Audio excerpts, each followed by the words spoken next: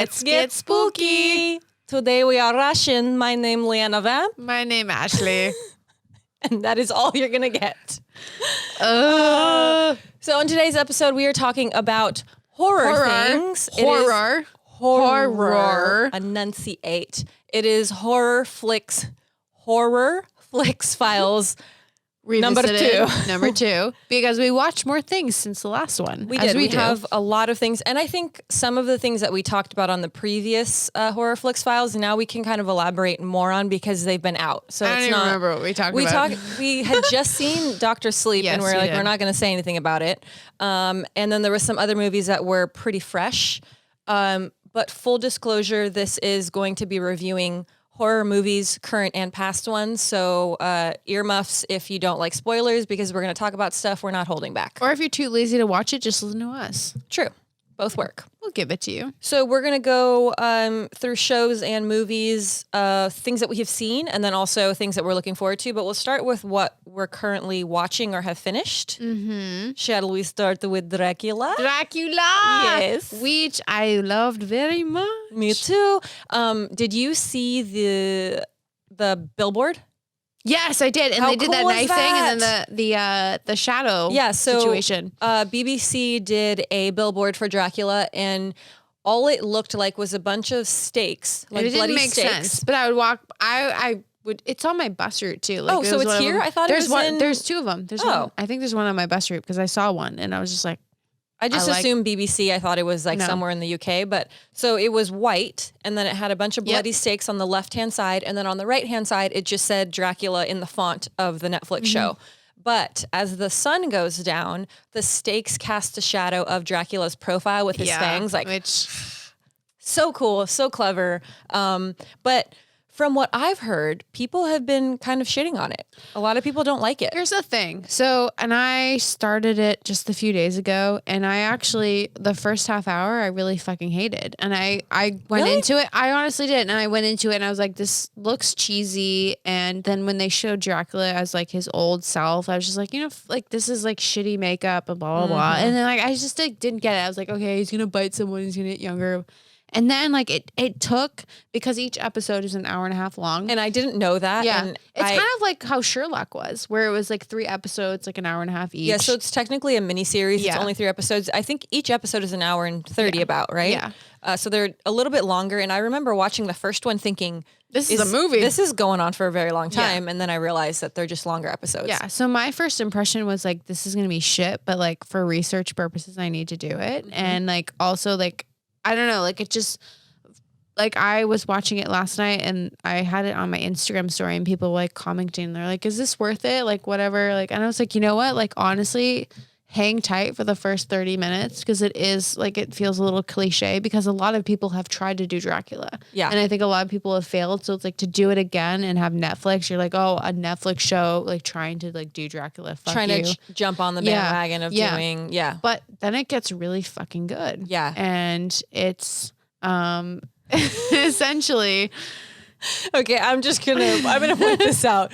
Cameron is off camera on the whiteboard. So was it last episode or the episode before? We have a word that we say, and we're not gonna say it because if we say it, then we go down the rabbit hole of saying it, but we're not allowed to say it anymore because we sound like Valley Girls. And well, you probably sometimes know what you can use it in a sentence and it's fine. Yeah. A lot of times you can use the word in a sentence, but we use it way too much. So we're not allowed. I'm like thinking about when I'm going to say it. Anyways, we're moving on. Dracula is great. So I agree. I think when it started off, I think the main problem with anything Dracula, whether it's a show, a movie, anything, we have had so much Dracula. Dracula is one of the most historic, I guess, horror characters. And it almost becomes cliche. For sure. And we're just like, oh, another fucking vampire. Another vampire. Yeah. Thing. But we have so many expectations of who Dracula is, what his tendencies are, how he does things. So many traditions that if it doesn't immediately meet those requirements, I think a lot of people write it off. We shut out. You don't like it, or you're, I guess, more apt to just hate on it or shit on it, even you're not giving it a chance. So I do have to agree at the beginning. I didn't really much care for the intro. I didn't like it either. And a good intro is solid for a good show. When the intro or the music is kind of hokey, you lose me a little bit, but I do agree. I think after the 45-minute mark, I was a little invested because things are happening that you didn't anticipate happening. Yeah. There was a lot of things that I saw I could kind of see coming. But I really liked kind of the backwards movement of you seeing him become these people. And again, spoilers, if you haven't watched it, we're going to talk very in depth about it. Fuck off. The second episode I really loved. I loved it. You know what really freaked me out is the whole first episode. I was trying to figure out who Dracula was to me because I am someone who I'll see actors and I just go, who's that? Like I've seen him before in something and I don't know, and it bothers me the whole damn show. But it doesn't bother you enough to stop to hit pause and Google it. He was in this, and I told you, like, he was in this foreign film that I watched back in like when I was living in Seattle, and it was it was with the main Dracula guy who's Claes Bang, and he was in this movie, and it was called The Square, and it was also shitting on the art industry, kind of like Velvet Buzzsaw, but like in a different way. But you said it was a foreign film, right? It was a foreign film. It was done very well. It was going through the ways that art curators were dealing with bullshit, and the guy who played Dracula was also like an art, specialist. And throughout the entire show of Dracula, my brain was just going, who is this guy? Yeah. Like, I've seen him before, and it was that guy. But the first episode was really like a pretense, and it wasn't until the last 40 minutes where I was just kind of invested. And the nuns are in the first episode, right? Yes. It's hard for me because I watched it all kind of consecutively. I was watching the first one while I was working, and so then I wasn't fully invested because I was just in my own realm and kind of like seeing it and not mentally being like, right. And then the second episode is when they're on the boat. Yes. And it's like a kind of like a weird time jump. So you have to pay attention because it jumps around a lot. The girl that plays Agatha Van Helsing, I love her character, and when she's a badass. She's such a badass. And when they're in the convent, right? It's called the convent, right? With the nuns, and her accent, and she's just once she comes out, you're trying to understand. You're like, she's a nun, but she is not really a nun. No, she's like the anti-nun in this community of nuns, and she's like the punk rock nun, right? And she's a badass. I love her accent, and one thing that I do have to say that I really loved about the show is the special effects with like the blood and the gore, and a nun's head gets cut off, and it's real good. Oh, like, yeah. That scene I watched. I think I watched it 3 times. Like church, and she's doing the prayer, and the prayer.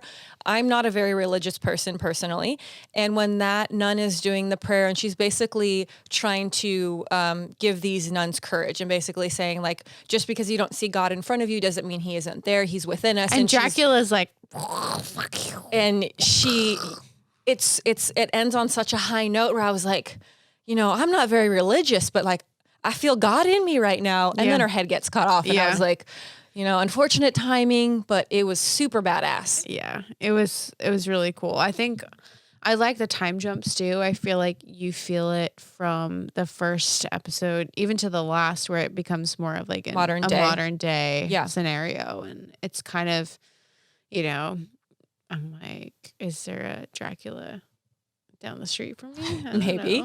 Well, you said oh no, you're talking about, I thought they filmed that. No. They didn't film that one in your neighborhood. But it's very, like it has this subcategory of, this kind of like leeching subculture where it's like these like overbearing dudes. And that's what I got from it, where it's just like, these guys are just like preying on like their victims to become more powerful, and he's it's almost absorbing like their this powers. Society statement too, where beyond the ideal and the whole like history of Dracula, it's kind of like, how far will someone go to just obliterate everyone in their to serve their own purpose. Yeah, to serve their own purpose. One thing that I really enjoyed about it was the fact that it didn't end the way I thought it was going to end. Ending. And at first, I finished the episode today, actually. Me and it too. Ended, and I was kind of upset. I was like, really? That's how you're going to go out? Really? This is how it's going to end? But then I thought about it, and Cameron and I were talking about it a little bit more. And the one thing that I can't appreciate is it was different. Mm-hmm. And it didn't take the safe route. It didn't just follow the story that we're used to. And I think that's what most people that are doing a Dracula movie or a Dracula show, you have the blueprints. Yeah. It's been done so many times. So you're just going to do a variation of what you've seen before, which it had a lot of elements of the lore of Dracula, but then it went and it took a risk and it made its own choices and it put it in a place where there was like finality to it. And it wasn't cheesy. Mm-mm. I was really nervous like the whole time, even clicking on it, I was just thinking this is going to be a cheese boat and I'm going to spend 6 hours or 5 hours or whatever just watching this thing that's gonna be the same shit that I've seen over and over again, where it's like, oh, vampires will suck someone else's vampires will suck your blood and take your life and then they'll go on to their next victim. And it was done in a way that was historically jumping, that was intriguing to me. And I think that, I don't know, I went into it having no hopes and got out of it being entertained. Really entertained. Yeah, I was super entertained. This is a side note question, but do you believe vampires are real? Threw a little curveball at you. I actually know people through the circle that were kind of well-versed in at this point in LA and in life. Like, I know people who say that they are. Mm-hmm. Do I think that they profit off of the blood of other people? No, I think that that's probably fucking themselves up. Yes. I don't know. I don't think there's vampires. Okay, that's fair. I mean, I just like to ask because I think there are people that. But if you have your vampire teeth in, so I don't know what to believe. Ding. Well, my opinion on it is I believe that everything comes from something. So stories come from every sort of lore or fantasy or mythical story. They all source from something. Whether or not it's an actual truth or reality. I mean, I think Dracula was real. Like there was the whole folklore of him being in Transylvania and stuff was like a real situation. But I agree with you. I don't necessarily. There's a difference between believing that someone drinking someone's blood is there's nutritional value and you survive off of that. There's groups of people that drink human blood or drink animal blood and they believe that sustains them.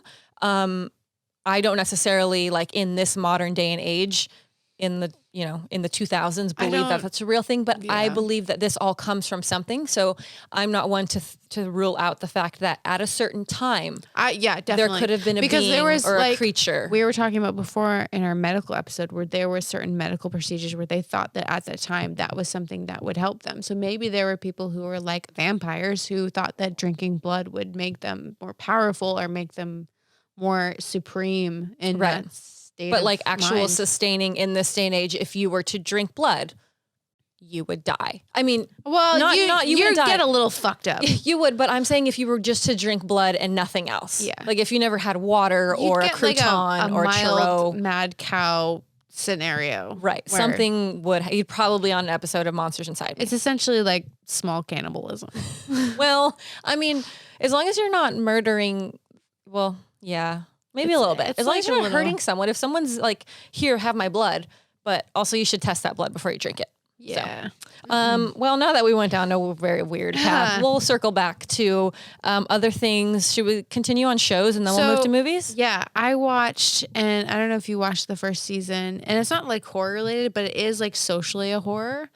That You show on Netflix. So I heard a couple of people talking about it and I watched, on Netflix when you click on just the title and it'll play the little preview and I got sucked into the preview and I was like, I had heard about it, but I didn't realize it was like a murder Oh yeah, type no, show. it's a full-on murder show. So I'm fully interested. I haven't watched it yet. It's actually pretty relevant when dealing with like stalkers and stuff, because essentially like in the first season, it's this guy and he looks like a normal guy. He's a really attractive dude. At that time in the first season, he's living in New York, and he becomes attracted to like this woman, and he shows the absolute like openness of the internet and everything, where he's just like, okay, like let me find her Instagram, let me find out all of her friends, let me find out where she lives, all these things. And he stalks her, and he will kill anyone who gets in the way of him and her being together. Oh.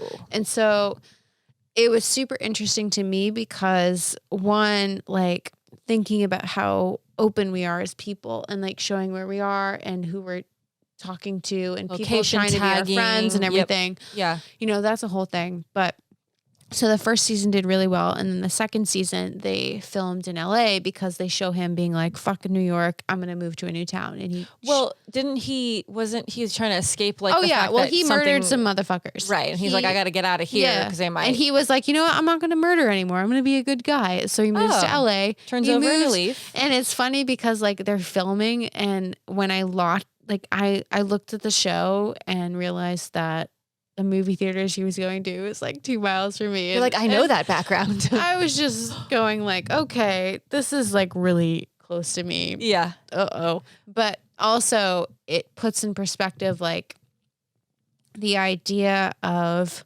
someone who is seemingly normal and then trying to live a normal life, and then, you know, falling in love and immediately being like, just, I'm going to look at all of these people who she's hanging out with. I'm going to look at who her parents are. I'm going to find out where she lives, all this stuff. And I'm not a crazy stalker. And he like kind of, it's not stalker-ish. He almost conditions himself to believe that he's doing the right thing. Right. And he's murdering these people to make their lives better together. And it's okay. So he's justifying. He's like, you know what? Like if I get rid of this asshole, this is going to make our life so much better. So almost like that vigilante kind of, in his mind, he thinks he's doing good. He's getting rid of the bad guys, but at the same time, like by season 2, he has the internal conflict where he doesn't want to be a monster anymore. He's like, I don't want to kill anyone. I don't want to do these bad things. But aren't you like, to me, I always think when like, this is obviously a show, this is made up. But kind of coming back to what you were saying about how open people are, and which is actually a real horror and actually a real threat. And it's really important, I think, kind of to make like a real life adaptation of this. People are not very smart when it comes to realizing how open you are on social media, how you tag your location, how you check into an area, and you don't know who's watching you, what their motive is. And I think it's really important for people to realize from shows like this that are for entertainment purposes, but take the real life aspect out of it and realize that you can't trust people. No, I had to deal with that last year, and I was just mesmerized by how people could put pieces together to just find information. Find where you live, find your friends. It's so easy, and it's actually really scary. But like this whole show puts that into perspective as a modern random dude just liking a girl and having to go down the rabbit hole to find every little bit about her. Yeah. What she likes, where she goes, and murder anyone who comes in his way. Well, and also that obsessive behavior of someone not realizing that that's not normal. Yeah. The way you typically in normal everyday life, the way you get to know someone is you meet them. Yeah. Hi, I'm Leanna. Hi, I'm Ashley. We have a conversation. We learn things about her. We disclose the information we feel comfortable sharing with each other, and that's how we learn about each other. If I were to meet you for the first time and I'm like, I know where you live. I know who your parents are. I know what bank you bank at. I know. Crazy. You would be like, wow, you're a crazy lady. Please get away from me. You know? And the irony is that the internet does do that for you without even knowing it. And for me, like I will have people who like will Google me and they'll be like, I found this online. I'm like, that's not true. Right. And people will just piece things together without you consenting. Right. But like for this show, the irony was that like in season 2, the girl he ends up falling in love with is also a little cuckoo. So they're both kind of, and spoilers, whatever. Fuck you. So have you finished the second episode? Oh, yeah. Okay. Or second season? She's crazy in a way that is conducive to his craziness. Well, also, sometimes crazy meets crazy and it's perfect, or sometimes crazy meets crazy and it's murder. So, I mean, to each their own. I'm looking forward to watching it. What did you prefer more, season 1 or 2? 2. Does it just get more intense, or it gets more twisty? Okay. So it's technically not. It's more relatable too. I feel like because we live in LA, the ways that they show our lifestyle, it's very indicative of, you know, like online dating and social media and being able to, you know, try to be obscure in this town while still trying to be popular. And like they use like Chris D'Elia is in it, who's that comedian, and he is like this prominent guy who ends up being a pedophile, and like it's just there's so many twists and turns, but that you don't see coming. Yeah, you don't see coming, and it's just really, I would say watch it. Like it's on my it's very like indicative list of pop culture right now. Well, one thing that I think you just said out loud, and I wasn't thinking about this before, online dating and how scary that could be. I mean, I'm married, so I don't mess around with online dating. I'm not, so I'm fucked. But so maybe you can be the guinea pig, and we can give you all the online dating accounts. Online dating. I don't do it. I would not recommend. I hate everyone. That's the tea. I think that there's good and bad to it, because thinking about how you meet people. And typically in the past, how you met people is you go out to places and you meet people in person. And again, you introduce yourself and you find people. Most of the time it's people that you're attracted to, and that's how the ball gets rolling. But now there's a thing called online dating. The scary thing about online dating is you create the person that you want to be. Yeah. So I could be honest with myself and with other people and say, you know, this is who I am, this is what I'm into. Or I could create this fantasy person, and be who I, in my mind, want to be. Which is also what catfishing spawned Absolutely, from, yeah. Which is another horror. Which for the longest time, I didn't know what that meant. And I didn't understand. I was like, what is catfishing? Like, I don't really like eating catfish. It's gross, but I don't understand it. But I think that the fact that people can meet each other all over the world through online dating, and you create this person of who you want to be, even is scary. Even Facebook has it now. Like when I open it on my phone, it'll say, Ashley, like join the 26,000 people who are dating right now via Facebook. And I'm just mesmerized by how, I don't know, desperate is the word, but like the extreme need to like need that. And I think that's also like bringing out the crazy and also hiding the crazy from people. Yeah. And we see that in a lot of horror movies and shows, that element of, and I guess it's not necessarily just the online dating element, but it's the social media element. And you see a lot of horror movies that are using that social media element, and they're inputting the fact of how much people live through their phone or through their computer, through that online personality and persona. And sometimes it can be a great asset. Sometimes you can meet people that you never would have crossed paths with. Like us. Like we met via internet. Absolutely. We met online. That was a good situation. And it's worked out. Yeah. 25 episodes later, we're still here. Yeah. But other times it becomes this tool for evil. And I mean, anything can be used for good or evil, but I feel like it's so easy to go down that rabbit hole of people creating a persona who they want to be perceived as, and then getting stuck in that kind of path, that cycle, and not being able to get away with it or get away from it. And it's also creating boundaries in a essential field of like influx information and visuals that you almost can't. So you have to, like in terms of us, like we're always working, we're putting out stuff that we're doing, and also we have a lot of people that come at us and they're, you know, admirers of us. They love what we do. And then it's also like having the boundaries of like being, you know, present in their lives to a certain extent, but also be present in our lives. Yeah. And I think that's a very tough thing of realizing that social media is just that. It's social media. It's not actually the real world. It's not, it's what it's hard for me to explain because it's a perception, right? It's what you want people to perceive you as or what people perceive you as, how they see you. But I think that's a hard thing for people to separate. Yeah, because if anyone saw me at home, they'd be like, what the fuck, Ashley? With your bun and your glasses? Get the fuck out. In my sweatpants and so with your hamburger slippers. Jesus Do you have hamburger slippers? Yeah, I do.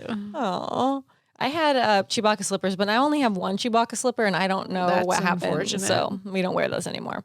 But I guess we can move. Do you have any other shows, or do you want to move to? I watched one like a really bad mockumentary on Amazon because I was on Amazon and I was just trying to buy things I shouldn't buy, and I was like, well, maybe I'll just watch something, and so.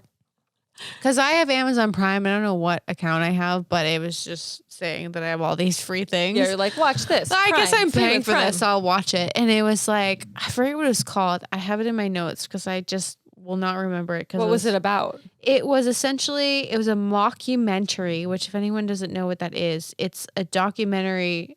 It's a fake documentary. A fake documentary. It was called After Dark Lake Mungo. Well, I mean, from the title, I could have probably told you not going to be a winner. Basically, this chick, Alice, and she drowns in a lake, and they pronounce her dead. They find the body and all of that. And then the family is grieving. And so the brother of the girl who died sets up all these cameras and starts filming because they're having like weird activity in their house, almost like paranormal. So you get halfway through the documentary, and this is where like I'm just like, fuck this mockumentary. Is it listed as a mockumentary? It's listed as no, you really have to search because I thought it was real shit, and I was like, this family's fucked up because the guy and the brother in the mockumentary fakes all of the paranormal shit. He like fakes all of the girls in the video, like the Allison. But as the viewer, you're seeing him faking it. Until he says he fakes it. You think it's all real. Oh, gotcha. You think it's all fucking real. And you're saying until halfway through, then you realize and you're like, he's like, oh, by the way, like I did this way. Like I just composited this photo, blah, blah, blah. I'm like, fuck you, motherfucker, Alex. And so then... poor sister. It just keeps going through all of these scenarios. Did you actually like watch it? I didn't even finish the whole thing. Okay. I got to like it's probably like an hour and a half long. I got through like an hour, and it was going through all these things where like they would go back at the footage, and the girl was babysitting with this creepy family, and she was hiding a tape, and like there was like a sex tape, and it was just like all these things. I'm like, I don't understand the plot. I don't understand what's going on. It sounds awful, but it sounds like a lot of things. Like now I'm intrigued. Oh, it was so weird. Like sometimes when things are really bad, I watch it and fast forward. Have you ever watched anything and fast forward? I tried. Cameron does it all the time. We'll watch something and we're like, and then we fast forward 10 minutes. We watch for 30 seconds, and if it's still bad, we fast forward. Well, I watched it because I was so sick of like watching normal horror movies. I was sick of watching just suspense things and then found footage things and then documentaries about aliens, and I was like, what's a mockumentary? Like, what is this? And I gave it a shot. It really didn't work out. I gave it a shot. I gave it a good old college try. Didn't finish, but it was free. Before you came over, so we finished Dracula, and then on I think it's Netflix or any other kind of streaming service. Once you're done watching something, it's going to give you a preview recommendations for the next thing. And so it's called Ghost Stories, and it's made in India, and it's all dubbed over. So everything that's dubbed over for me, I have a hard time at the very beginning because the mouths aren't synced up and it's just kind of weird. But from the previews, it looked really cool. And it was basically, it said it was a film, but it was really a bunch of little short kind of stories within this film. And filmed really well. Music was good. It was very intriguing. But every single time, so I think there was maybe 5 of them, 5 little mini-series within the whole thing. They start off good, intriguing. They have the hook where you're like, oh, I'm super interested. I kind of feel like I know where it's going to go. And then at the very end, you're like, huh? What? And it's that. But what I think it is, and I think this is a tough thing with foreign films, is it's that adaptation of maybe when they were in the proper language that they're speaking, it makes sense. But sometimes when you translate and you dub it over, it just doesn't work. Yeah. And I wanted them to all be so good, but every single one, I think it was the very last one, Cameron's like, this one's actually really good. And then in the very end, it was not very good. Foreign film is weird. And I remember, so I was like 2 weeks ago and my friend came over and it was like, we were having our like anti-Christmas party or whatever. Oh, anti-Christmas party. Like, so there's like this foreign version of Alice in Wonderland and it's really fucked up. I forget what it is. I'll send you like what it is. But it has this creepy puppet of the bunny and it's just so weirdly shot that it makes you uncomfortable the whole time. But is the story make sense? The story is the same, but it's just shot in a way where you're just like on edge and you're just like, this is weird. This is uncomfortable. Like it makes you feel like you're like numbly vomiting in your head. And I think it's just a foreign thing where it's a different perspective. Well, and it's also like a cultural thing too. So things that maybe we're not familiar with or don't make sense in our culture make sense in their culture. There was another Indian kind of horror show, and I think it was called Typewriter. I don't know if you ever... There was a while where it was like popping up and when it was newer, and it was basically this story about this family. And I don't remember all of the details because it was a little wacky. But this girl that grew up in this home, she leaves and basically meets her spouse, starts a family, and she ends up back in the home that she grew up with. Her dad was a writer. I think he went a little crazy. There was like murder in the town. It was like all sorts of crazy stuff that happened. Murder. And she moves back into this house, and there's the typewriter that her dad used to use. Sure, he was a writer to write stories on. And everything's basically around this haunted typewriter. And it was really good. I found a lot of things that just didn't make sense. Overall, I was entertained and I watched the whole series from beginning to end. But it was that there was always moments where I was like, like I love it. I want to love it. But there's so many things that are just a little wacky, and it's just that translation. And it's not that the actual translation of the language and the words. It's just the way the scenes are shot, the acting, things that we're not used to. And for me personally, I think, well, that just doesn't make sense. But to them, it made sense, you know? So sometimes the foreign things work. Like, I think it's better when they're just subtitles. Sometimes they're actually cooler than us in certain scenarios. For sure. I think the dubbing for me is where you lose a lot of things. Because I speak a little Spanish and I understand Spanish. And I find that when I watch some things that they dub, it's not actually the right word.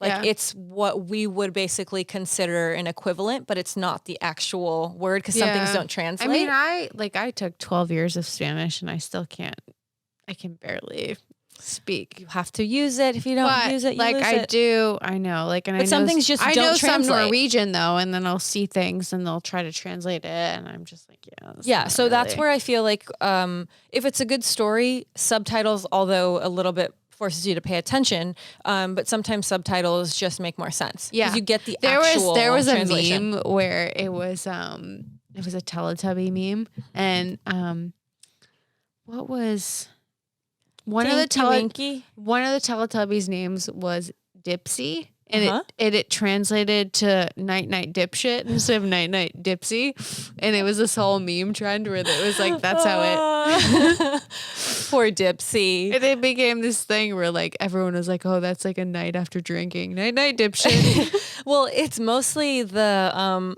isn't it like the auto subtitles? Like if you click on something, you're like, yes, I want subtitles, and it's the TV's doing it for you. Versus if the film actually has pays for subtitles to be made, because then the chances of it being right. Because we watch some stuff, and I'm like, that's not right. No, I hope that's not what they meant.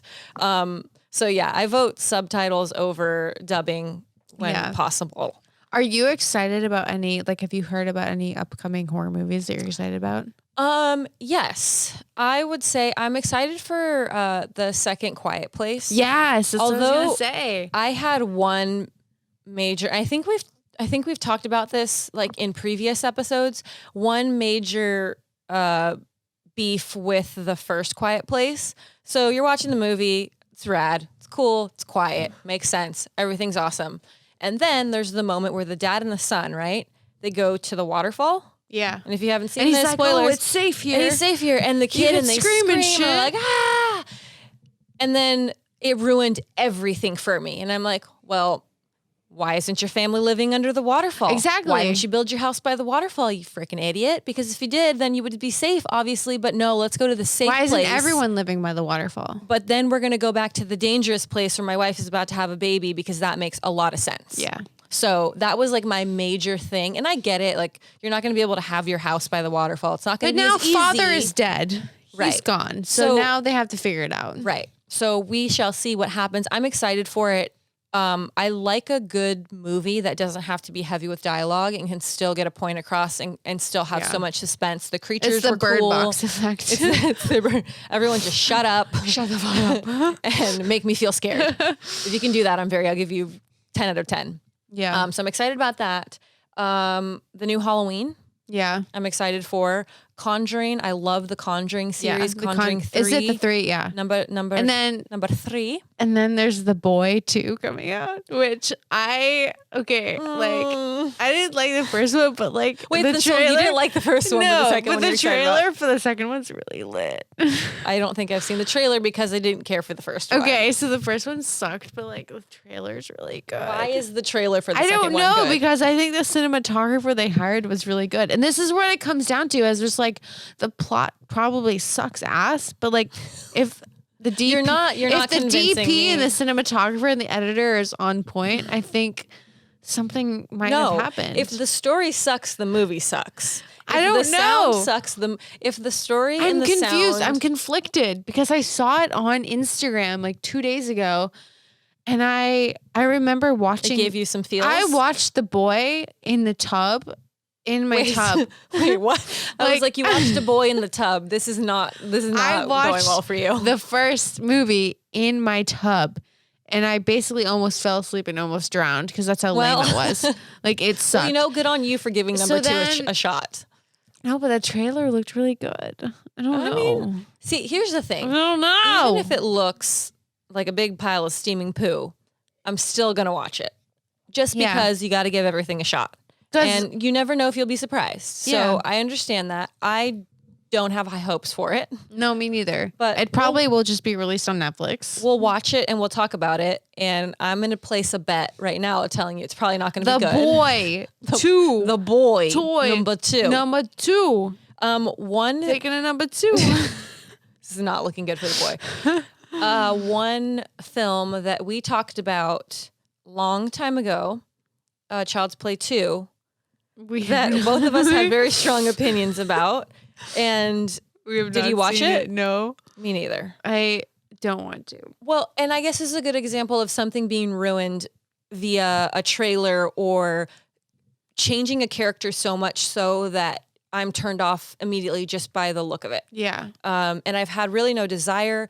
And one main thing is I never really heard anything about it either. No, and for me, like, and I said this probably in the first episode, I think, where like Child's Play. That was your first and kind of your That was favorite. my first introduction to horror, that and Nightbreed. And I was just kind of at this point in my life, like I bought the Chucky doll and shit and everything. Yeah, I have one too. Yeah. And I was like, this is what made me who I am. And for me to not even want to see that movie, it kind of feels like raw. And wrong.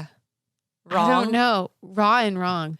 Well, I think one thing that we see in our day and age that you didn't really see a lot before is the era of the remake. There's always been people remaking things, but we're seeing more so a lot of content being remade because to me, I think it's safe. Yeah. Like if you're going to remake something, you realize it has a cult following. The chances of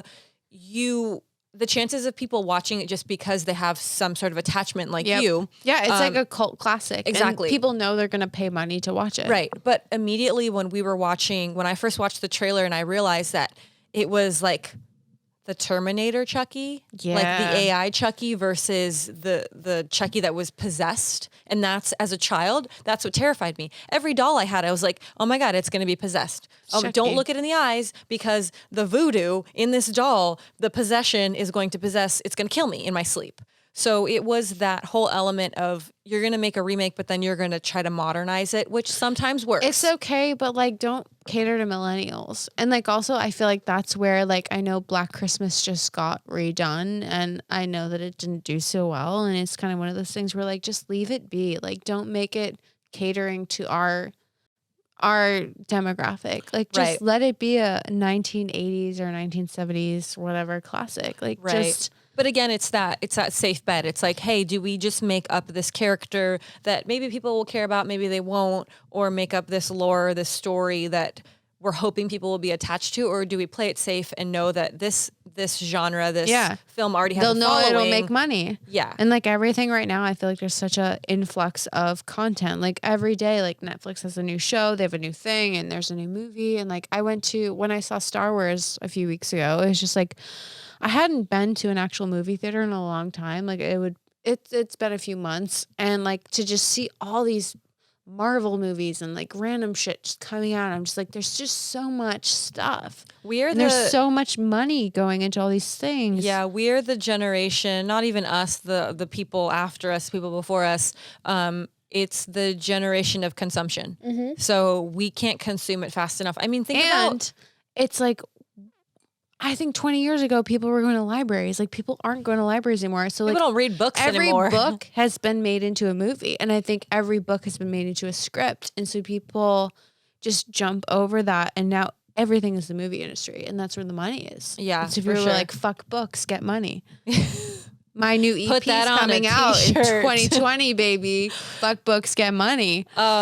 Yeah, I just think the times have changed. And I think, honestly, the accessibility and the ease of creating content is so easy now that it makes it like, if we want to film a movie, we can film a movie. Like, if you have the idea, if you have the tools, it's not as hard as it used to be. But that, just because it's not as hard as it used to be doesn't mean you should do it all the time. No, because you might not have the money. Or you might not have the solid idea. Yeah. So I think that really it boils down to believing in your idea. And if you really have something solid and you believe in it, you can make something amazing. But if you're just doing something essentially to have like quantity, you need to really focus on quality over quantity. Yeah. So yeah, quality over quantity, whatever. In all facets of life, really, you know. What else are we looking forward to? Okay, so Gretel and Hansel? Gretel and Hansel? Is that what you say? They switched it. They switched it. They threw us for a loop, and they're like, it's not Hansel and Gretel. Stoked. It's Gretel and Hansel. We're going to see a screening of it soon. I know. I'm excited. So we will chat with you about it after the screening. Well, we won't give you spoilers after the screening. But the trailer, you can watch the trailer now, and the trailer is lit. Yeah, there was a remake of Hansel and Gretel a couple of years ago, probably more than a couple of years ago. And I dug it. I was entertained by it. It was cool. I love the fairy tale story, so I'm excited to see what... This one's shot darker, though. Yeah, like it's a little more dark, gritty. Yeah. Like, it's well done. I'm excited for it, so we will report back in our next Horror Flicks number 3 and let you know what we thought about it. What about movies? So, any movies that you've seen? I haven't watched shit. Well, I'm very busy. You're a busy lady, but we went and saw Dr. Sleep, and we were kind of like tight-lipped about it. We didn't say a whole lot because it had just... No, I think we said a lot of shit. Did we really? I think we did. Well, I think we said that we were gonna say shit, and then we did. And I think you're right. I think we're like, hey, we're just gonna... And then it was like, shh. And then we said a lot of things. I vaguely remember spilling my guts about it. Well, you know what? I have... I loved it. I thought it was great. I have a Dr. Sleep shirt that I wear to sleep every night. It helps me. You don't? I wear the one you made me. Oh, yes. Your Christmas gift? Yes. I have a birthday gift that I made you, too, which is going to be really exciting. I'm excited. But I love that film. I think it was fantastically shot. It was beautiful. I loved how dark it was. And I think, obviously, not necessarily a remake, but a sequel. And they did such a great job. Yeah, I mean, it was based off the book. Yeah, so. such a great job. And I actually got the book, and I finished it. I read it on a plane, which, good plane reading. Yeah. But I was really intrigued by it. I loved it. I thought they did a fantastic job. I know I said that already, but I really do agree with that. Yeah. The new Grudge. I haven't seen it yet. What? I'm in it, you jerk. It just came out, you prick. It did just I'm come very out. busy. So I am in a scene of that movie, and I actually really liked it. So that's another take. I've heard a lot of people liked it. I've heard kind of both. I heard a lot of people didn't like it. I heard a lot of people liked it. In the end, so it ends. And in the ending, I guess I won't fully, because it did just kind of come out. It came out on the 3rd. So it's been It's been 8 days. 8 whole days. I really shouldn't tell you everything about it. But by the time this comes out, it'll be 15 days or something. So then you should have seen it by now. But I love The Grudge itself. I was a fan of Ju-on. They do a really good throwback of the original, being in Japan and telling. I mean, if you haven't seen it, obviously see Ju-on first and then see them in order so you see everything. But it ends, and at first I was like, no, this can't happen. This can't end like this. And then it really ends, and I'm like, okay, I'm content with it. So don't yawn. She's you're boring.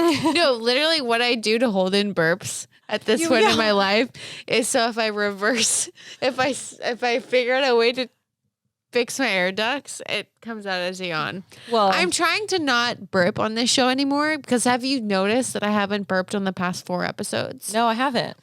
I haven't burped. I've been more conscious about it. It's like an outward pull thing where I have to be like. So when she's yawning, it's I literally have to clench my jaw and go. You're not bored with me talking. You're just trying not to burp. That makes me feel better. I'm trying not to flatulate. In thy microphone. So I'm going to talk about one DVD that I haven't watched yet, but I'm really excited. But the only reason I'm talking about it is to lead to another story. So, 47 Meters Down, Uncaged. It's a shark movie. I love a good shark. It's a shark movie? It's a shark. Well, I mean, 47 meters down in the ocean. I know you love the ocean. Uncaged, not in a cage. So I'm going to tell you a story about one time that I went to go dive with the sharks. And it was a promo for, what was the other shark movie? Something, I don't know. It was another shark Sharknado? movie. Not Sharknado. Another shark movie. Sharks on a Plane? Not Sharks on a Plane, which wasn't real. That's not real. It might have been. Cameron's like, was it for the first 47 meters down? I don't remember. It had whatever. Regardless, it was a shark movie, and the promotion was to go swim with the sharks. And at first, I was like, "Do I really want to go in the ocean with the sharks?" Because I don't love the ocean. I don't hate it. I appreciate the ocean. I don't want to be in it though. I'm afraid of the ocean. I fucking love it, but I don't want to be in it. Very afraid of it. And I was like, you know what? Be strong. Let's overcome our fear and let's go swim with the sharks. So I'm kind of hyping myself up, and I'm like, okay, we're gonna do this. We get on the boat. We go out to swim with the sharks. So I'm with my little vlogging camera. I'm so excited. My smile is very big. You're like, hey guys, we're going to go hang out with I'm talking to the camera. I'm really excited. We're going in the boat, and we start moving. Yeah. So the boat is going, we're just going slowly, and then we start kind of hitting the water, and we're just doing like this, but it's still fun. Having a great time. Super fun. Maybe 7.5 minutes in, I realize, wow. We're going down. We're going deep in there. There's a reason I don't like the ocean. Yeah. And I get terrible motion sickness. I can't even go in a car up a mountain. I will vomit.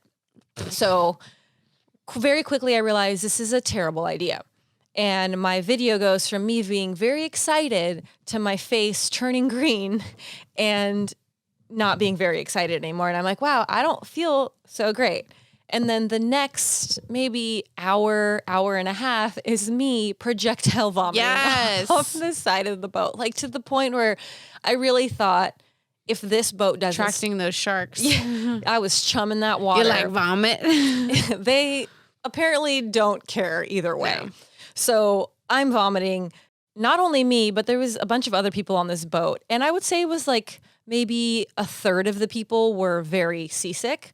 And at a certain point, I'm like, okay, I can't stand up anymore. And I go lay in the boat and I'm laying like kind of on the couch facing a window and I'm seeing the sky and then the ocean, the sky and then the ocean. Like the boat was literally moving so much that they had to call it and we had to go in because they thought the boat was going to break. The water got so rough. So this whole time I went out to see the sharks. I threw up my guts into the ocean. I was so seasick. I never got to even get in the water. And at a certain point I was like, I'm terrified of sharks. If I have to jump out of this water because it's going to make me feel better, I will do anything to not feel the sickness. And then the guy on the boat was like, if you're in the ocean, it's probably going to be worse. And I'm like, oh my God, somebody kill me. And I was like in tears. And then we get back to land and I laid on the ground and I was like still sick for the rest of the day. So although I love me a good shark movie, we don't like the experience in real life. We don't like the experience. To get to a nice shark, we don't like to get there in this type of way. My next shark dive, I feel like, is going to have a helicopter element. In a cage. In a cage. The helicopter will I'll be in the cage. I would fuck with some sharks if I was in a cage. Yeah, oh yeah. Like, cause I like some big booty fishes. Well, the thing was, so this experience was out of the cage. So it was nurse sharks, which typically don't attack people. Yeah, but you don't know what's in the ocean. Like you could say like, true. yeah, like there's some, nice chill sharks. The nurse sharks, there could be a big nice. baddie in there. That's very true. And again, in the end, I didn't end up being in the ocean. I lived. No sharks ate me. But thinking about it, I think if the seas were calm and I did have to jump into the water, someone might have had to push me off the boat. You'd be fucked. Yeah. But in a cage, I feel like I would be a little bit more brave. But even shark cage dives have gone horribly wrong. Yeah. So. Which maybe you should stick to your maybe you should keep your feet your couch job. maybe me and this couch will be okay. We don't need to fuck with sharks. That's the privilege that we carry. How cool would it be to be in the ocean with a shark? I'm good. Okay, not as cool. I mean, I would like to do it in my life. I want to jump out of. You're too busy fucking with bugs to deal with. That's true. But I want to jump out of one plane. I want to skydive once. I want to swim with the sharks. Yeah, and I think that's it. That's the extent of my danger. I'm getting a foot cramp. I'm getting an ass cramp. Any other movies? No. Or shows? Nothing. I mean, I watch weird shows. Is there anything else that you're looking forward to? See, I couldn't make that. You didn't even yawn. You just burped that one right out. What am I looking forward to? Ooh, another show that's not necessarily horror, but it's still like suspense and murder is Mindhunter. Did you watch Mindhunter at all? No. What? I'm busy. Mindhunter has 2 seasons, I believe. Right? 2 seasons. 3rd season is coming out soon. They haven't announced when the 3rd season is coming out. But Mindhunter is a show on Netflix. Basically, it begins with the FBI uncovering serial killers. So at the beginning, they don't... We like those. We love a good serial killer. Those. They don't have the term coined serial killer quite yet. So they're investigating, and they call it multiple murders. So they're finding multiple murders, but they're starting to investigate kind of the tendencies of a serial killer. So that's where you hear things like if there's a child that is murdering animals, or if there's certain patterns that they start developing to realize that, if they Bates do this, Motel shit. right? Yeah. A plus B equals C. But it is a fantastic show, and it's actually based on real life. Yeah. So, I love a good story that people create, but I can appreciate so much more when someone finds something that actually happened and they put it together in a way that is so intriguing. So throughout Mindhunter in seasons 1 and 2, you're following the BTK killer. And if you know anything about serial killers, that one's a doozy. So the bind, torture, and kill killer. Yeah, and it's just really intense because you see people, and again, this kind of circles back to what we were talking about at the beginning, someone that is seemingly very normal, like Manson, very charismatic. Yep. People that you see and they're living a normal life. Like Ted Bundy. And on the other side, on the flip side, they're fucking nuts. Yeah. And the fact that and I've had a few people in my life where I've been like, you might be one of those people because they'll say things and I'm like, yeah. Oh, bro. Well, you sound like you're a killer. I think that because of all of these shows and movies that are uncovering all of those things, now we have that thought. Yeah. But think about 30 years ago. People didn't think that because they didn't have all the content circling around them. There's a difference between now where 30 years ago, there was people would have to courtship each other and properly hang out with people and not have phones and text you the next day. You couldn't text someone the next day. You'd have to physically make efforts. And so physically also meant, I guess, killing people and finding ways to physically get them alone. Well, and also the fact of being able to get away with things. Yeah. Think about murdering someone 50 years ago versus murdering someone now. Regardless, I wouldn't do either, but I would just... This is making me sound real bad. I'm not saying that I would murder someone 50 years ago or now. I'm not a murderer, but it would be a lot easier to get away with it. Oh, yeah. Yeah. And there were so many people, there's so many cases that have gone cold because they just didn't have DNA. They didn't have evidence. They didn't have the research and the tools and the facilities that we have now to basically... Yeah. Is that a yawn that I saw happening? I was trying to hold in you're bored. I was trying to hold in a burp again. I'm sorry.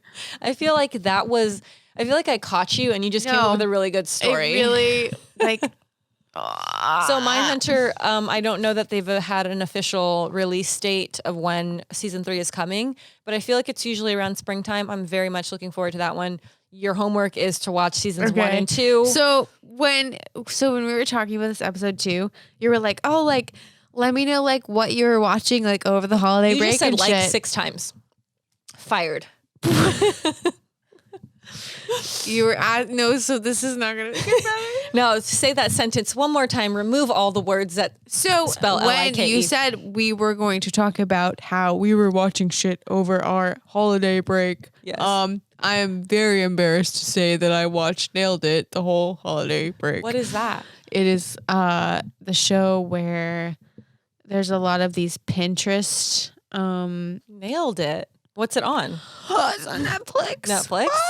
It's one of my favorite guilty pleasures. And essentially it's sorry, I said the word. It's essentially when you go on Pinterest and you find these beautiful cakes and cupcakes designs and you pin it and you're like, I keep saying Nailed it. And you're like, I'm going to do that. So it's a competition and all these people, they compete and they're all shitty bakers. They're not good. Oh, no one's good. Okay. And everyone does a shit job. And I just find... Did you know that was the thing that I was like, oh, okay. I just fucking love watching people fuck up and then winning $10,000. And I sit in my room I feel and I'm like we would be good at that show. And I sit in my room and I just say, hey, I would like $10,000.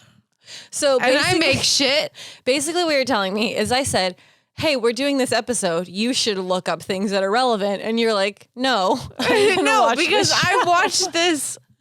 I will stand by this show because it is terrifying in ways that I can back. Okay, well, maybe I'll give it a shot. Probably not, but... It's funny. Okay, well... It's quite nice. Anyways, that's what I watched. That's what you watched. You did exactly what you didn't need to do for this. I like the diversity of not being a very... just being bad at your job. I don't want to be a relatable goth. I just want to see other people that are bad at their Dracula, jobs. so I can watch people fuck up their cakes. And we like Dracula. Yeah. And with that, I think we're moving on to creepy treats. I just made out with my microphone. I'm like, and I made an effort to put it on a table so that I wouldn't have to. Okay, hold on. Should I move a little bit? Oh wow. I'm gonna stick this bad boy here, or I guess I don't know where. As you take everything off the table. As I start a fire. Okay, so I'm going to grab the other things that I need. Sounds. Okay. Wait. What? So, one fun fact, I made us a list, an Amazon list. This one I'm not going to make a yawn. Oh, that's a straight burp. Boom. I went on my Amazon storefront and made us a Let's Get Spooky list. So if you want to try any of our creepy treats, you can go to letsgetspooky.com. We will have a button for you to click. It'll take you to the Let's Get Spooky list on Amazon where you can buy everything and try it. So, on our last episode, you can hold that one. Whoa. We talked about cricket protein and the protein bars. This is Knack. I've actually never heard of this brand before because it was another brand trying to make protein bars. I haven't heard of this one. The other one that I was thinking of wasn't this brand, but this is the one that I found on Amazon. So I got both of the flavors available, which are, this is blueberry cheesecake and that one's cookie dough, I think. This one says blueberry, but it's blueberry cheesecake flavored in the Amazon description. And so I cut them up into tiny little pieces so you can try them. Oh, wow. I'm going to put this over here. But these are listed in the Amazon the Amazon list as well, so you can find them. And I'm not sure. So both flavors are in there, so you have to sniff them. We can smell them. This is Wait, what? Oh, I just snorted. Wait. No, I like the only thing I would have to say, chocolate chunks. I'm very intrigued. That's the blueberry one that has the dark spots in it. The one thing that I have to say is they smell very. Was that the blueberry? Oh, come on. It can't be that bad. Let me try it. Wow. It's chalky. That tastes not like blueberry or like anything. It kind of tastes like you put a stick of chalk in the sand. You like wet it first, you rolled it in the sand, and then you ate it. But then you said you put dried blueberries in it, but it's actually grains it's actually pebbles. Wow, that's not very good. But on the other note, oh wow. So it has 20 grams of protein. Fuck that. I want to be fat. I don't care. So wait, hold on. We're going to try to redeem this a little bit. Nope. That has 20 grams of protein. Knack is whack. We ain't about you. Okay, wait. Let's try for better. Try the other one that doesn't have the brown. I will not go. I'm going to try the cookie dough. Hold on. It sucks ass. Oh. Well, the cookie dough is better than the blueberry. And I'm not just saying that to make you eat it. Just try it. Just try it. Come on. Just try like a little niblet. A little niblet of the nugget. So 20 grams of protein for a protein bar. You're not even giving it a shot. She's making like a puke face before she even like ate it. But it's not as bad, right? Well, let me see yours. Yours 20 grams? I don't know. So they both have 20 grams of protein. Fucked up. B12 vitamin. They have, it just has a cricket on it, but it doesn't really say how many crickets. They could have at least made it taste good. Well, yeah. We're going to give that a not good rating. I mean, if we're not sponsored here. Okay, but here's the thing. Sometimes to be healthy, you eat things that don't taste good. Yes. And this is an example of that. But what the fuck? Yeah, it's one of those things that smells very delicious and then you eat it and it just ate like you just ate chalky sand. So we're going to put those back in the bowl. We're going to remove those from our thing. And you're yawning. It's very rude.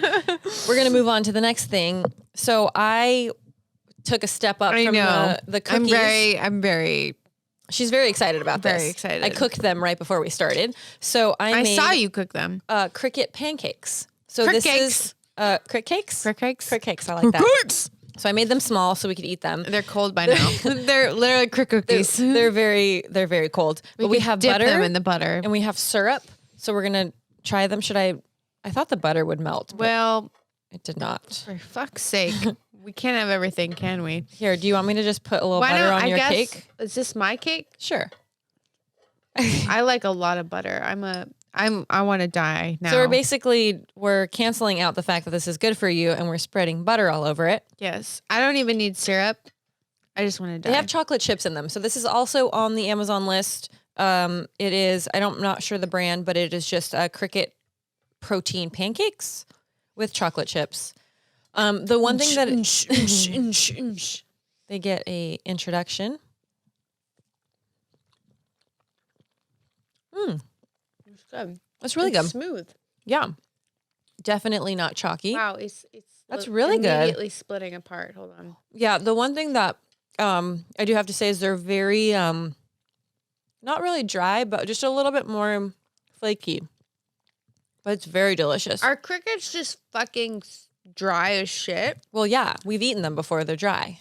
They're just ground up and dry. So these, dang it, I forgot the package. But these, I believe, 9 grams of protein. And the thing is, I made them very small. So if you made them like a regular size pancake, I think it's like 2 or 3 pancakes is 9 grams, like what you would have for breakfast. So like when you're eating pancakes in the morning and you're like, wow, I'm on Jemimaing really hard, but you want to redeem yourself with protein. You want to be like, you know what? I'm getting fat and skinny. Well, I think the redeeming factor is the chocolate chips and the 9 pounds of butter I just put on this and one the whole pancake. quarter stick of butter you put on one pancake. But these I would have to say are way better than the protein bars. Oh yeah, I feel like these ones that are sealed on a scale of 1 to 10, these pancakes are at a 10, and those are at a -4. That is like that is like in the fucking core of the earth right now. That is not even, that shit sucks. Okay, this is not the ones that butter's good though. Do not just eat a stick of butter. She's just gonna eat butter. So don't maybe buy these. Definitely buy the pancakes. The pancakes definitely buy the butter. Butter is not for sale. You can buy butter at your grocery store. Pancakes are delicious. So that will do it for this episode of Let's Get Spooky. I'm Leanna Vamp. And I'm Ashley. And you can watch all of the videos of our episodes at letsgetspooky.com. You can also download us on iTunes and listen on Spotify. Don't you dare eat that butter. And Fiends, don't forget to stay spooky.